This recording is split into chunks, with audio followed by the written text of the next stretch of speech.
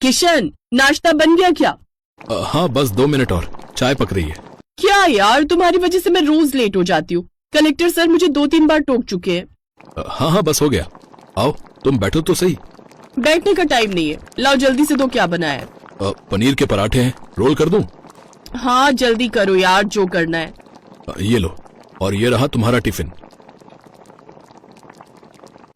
ये क्या किया? कितनी मिर्च है इसमें, सारा पनीर खराब कर दिया। मैं सारा दिन काम करती हूँ और तुमसे 2 वक्त का खाना नहीं बनाया जाता।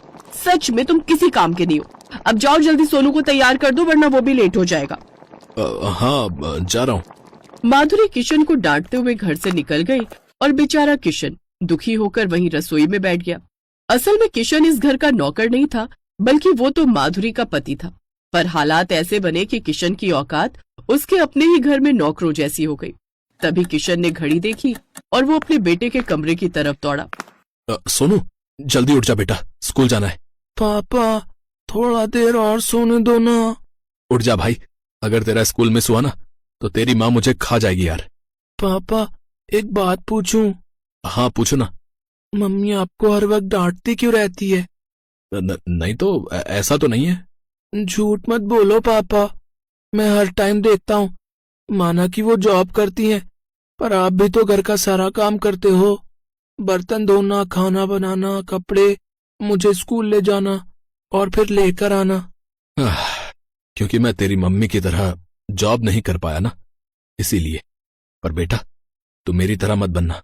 पैसा कमाओगे तभी घर में इज्जत मिलेगी, समझे? उस दिन बेचारे किशन का वो दर्द छलक उठा जो उसने कई सालों से अपने सीने में दबा कर रखा था। ऐसे ही कई साल बीत गए। सोनू अब 10वीं क्लास में आ गया था। उधर माधुरी की पोस्ट भी बढ़ गई थी और सैलरी भी। लेकिन सैलरी बढ़ने के साथ माधुरी का घमंड भी सारी हदें पार कर गया था। वो बेचारी किशन को अपने पांव की जूती समझने लगी थी। लेकिन फिर एक दिन किशन की हिम्मत और उसका दिल जवाब दे गया। किशन को हार्ट अटैक पड़ा और माधुरी विधवा हो गई। बेचारा सोनू अपने पापा को खो बैठा। किशन, तुम क्यों चले गए? इतनी जल्दी क्या थी? अब घर का काम कौन करेगा? मैं नौकरी करूंगी या घर की जिम्मेदारी उठाऊंगी? माधुरी की बात सुनकर उसके बेटे सोनू को बहुत गुस्सा आया, पर वो भी अपनी माँ से डरता था तो वो कुछ नहीं बोला। फिर एक दिन, सोनू इधर आओ। हाँ जी मम्मी। देखो, अब तुम बड़े हो गए हो। तुम तो जानते हो कि मैं एक गवर्नमेंट एम्प्लॉय हूँ। अगर मैं काम नहीं करूंगी तो पैसे कहाँ से आएंगे? वैसे भी तुम्हारे बाप ने तो जिंदगी भर एक पैसा नहीं कमाया। तो बेटा, तुम अब अपनी जिम्मेदारी लेना सीखो। खाना बनाना, कपड़े धोना। समझ में आ रहा है ना मैं क्या कह रही हूँ? हाँ हाँ मम्मी, मैं समझ गया। उस दिन से सोनू की जिंदगी बदलने वाली थी। माधुरी ने उसे घर के सारे काम सिखाए और फिर धीरे धीरे सोनू की भी वही हालत हो गई जो कभी उसके पापा किशन की थी। ये सब कैसे हो गया, सोनू को खुद पता नहीं चला। वो तो बस अपनी माँ की मदद करता था, पर असल में वो भी अब घर का नौकर ही था। घर के कामों के चलते वो पढ़ाई पर ध्यान नहीं दे पाया और फेल हो गया। नतीजा, उसकी माँ ने गुस्से में उसकी पढ़ाई ही बंद करवा दी। ऐसे कुछ और साल बीते और फिर एक दिन माधुरी ने सोनू की शादी करवा दी। अरे माधुरी बहन, तुम्हारी बहू तो बड़ी सुंदर है। सिर्फ सुंदर ही नहीं, गवर्नमेंट जॉब में भी है, मेरे साथ ही काम करती है। अरे वाह, सास बहू दोनों सरकारी जॉब में, क्या बात है। हाँ, वो परेशान थी कि शादी के बाद पता नहीं वो कैसे घर और काम मैनेज करेगी। वो तो कोई ऐसा लड़का ढूंढ रही थी जो उसे घर के कामों में हेल्प कर दे। जैसे ही मुझे ये बात पता चली तो मैंने तो उससे कह दिया कि थोड़ा नहीं, घर का सारा काम करेगा मेरा सोनू। बस फिर क्या था, एकदम मान गई शादी के लिए। अरे वाह, तुम्हारे सोनू की तो किस्मत ही खुल गई। माधुरी को लगता था कि उसने अपनी तरह सरकारी नौकरी करने वाली बहू लाकर सोनू की जिंदगी संवार दी है। लेकिन हुआ इसका उल्टा, क्योंकि अब तो बेचारे सोनू की 2-2 मालकिनें थी। सोनू, सोनू कहाँ हो तुम? हाँ, क्या हुआ? ये देखो, मेरी साड़ी कितनी गंदी है, तुमने ये धोई नहीं क्या? कसम से यार, धोई थी मैंने। अरे क्या हुआ, सुबह सुबह क्यों चिल्ला रही हो मानसी? देखो ना मम्मी, ये सारा दिन घर में पड़ा रहता है, पर ये नहीं कि मेरी एक साड़ी ढंग से धो दे।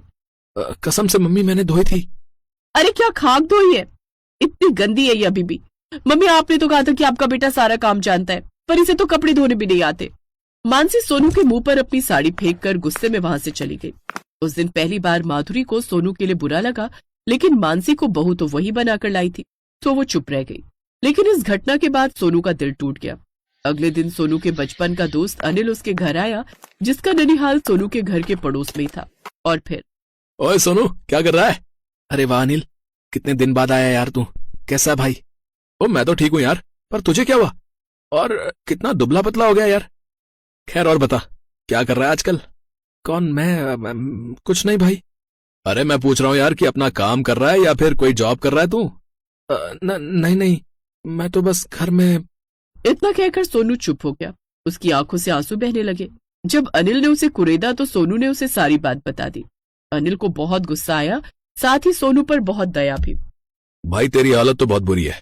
बात साफ है यार, तू जब तक पैसा नहीं कमाएगा तेरी औकात यही रहेगी, नौकरों वाली। तो तुझे ये सब बदलना ही होगा। पता है, मेरे पापा भी यही बोलते थे। तू ठीक कह रहा भाई, मैं अपनी किस्मत बदलूंगा। बस तेरी थोड़ी मदद चाहिए मुझे। इसके बाद सोनू और अनिल ने काफी देर तक बातें की। फिर अगली सुबह, सोनू चाय कहाँ है मेरी, और नाश्ता बना कि नहीं? दोनों सास बहू गुस्से में चिल्ला रही थी, लेकिन आज बिल्कुल शांति थी।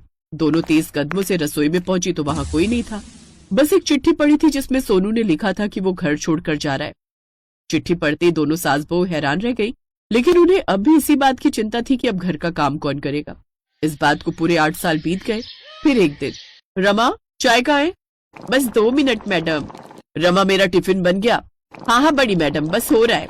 क्या रमा, कितने साल हो गए तुम्हें यहाँ काम करते हुए, पर तुमसे कभी कुछ टाइम पर नहीं होता। अरे तुमसे तो अच्छा सोनू था, काम भी करता था और उसे पैसे भी नहीं देने पड़ते थे। मानसी जल्दी चलो, हम लेट हो रहे हैं। मैं नहीं चाहती कि इस उम्र में मैं सर से डांट खाऊं। वैसे भी रिटायरमेंट को अब बस 2 महीने ही रह गए मेरे। हाँ मम्मी चलो चलो। मम्मी मैं सोच रही हूँ कि इस रमा को ना हटा ही देते हैं। अरे तो फिर घर का काम कौन करेगा? एक नई ऐप है मम्मी, उसका नाम है instaseva.com।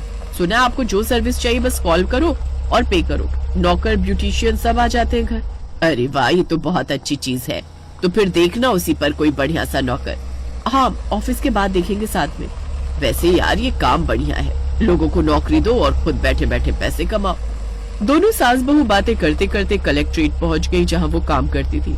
मानसी कलेक्टर की असिस्टेंट थी। और फिर मानसी, आज का क्या शेड्यूल है? सर 12 बजे होटल सफायर में एक प्रोग्राम है। हाँ हाँ, हमें वहां जरूर जाना है। तुम्हें पता है वहां चीफ गेस्ट कौन है? नहीं सर। तुमने इंस्टा सेवा का नाम सुना है? हाँ सर। उसी के ओनर आ रहे हैं। उन्होंने हमारे जिले के बहुत से युवाओं को रोजगार दिया है। मुझे उनका सम्मान करना है। करोड़पति आदमी है पर बहुत डाउन टू अर्थ है। मानसी ने इस फंक्शन के लिए माधुरी को भी साथ ले लिया और दोनों सास बहू तय समय पर कलेक्टर के साथ होटल में पहुंची। कार्यक्रम शुरू हुआ और फिर कलेक्टर मानसी और माधुरी के साथ रिसेप्शन पर चीफ गेस्ट को रिसीव करने पहुंचे। तभी एक लंबी सी कार आई और उसमें से सूट बूट पहने सोनू बाहर निकला, जिसे देखते ही मानसी और माधुरी के होश उड़ गए। Welcome sir, I am Pramod, इस जिले का collector. Hi, nice to meet you mister Pramod. Mansi और माधुरी से कुछ कहते नहीं बन रहा था। सोनू उन दोनों की तरफ देखकर मुस्कुराया और कलेक्टर के साथ अंदर चला गया। लेकिन मानसी और माधुरी के कदम अब वहीं जम गए थे, क्योंकि उनके अंदर सोनू का सामना करने की हिम्मत ही नहीं थी।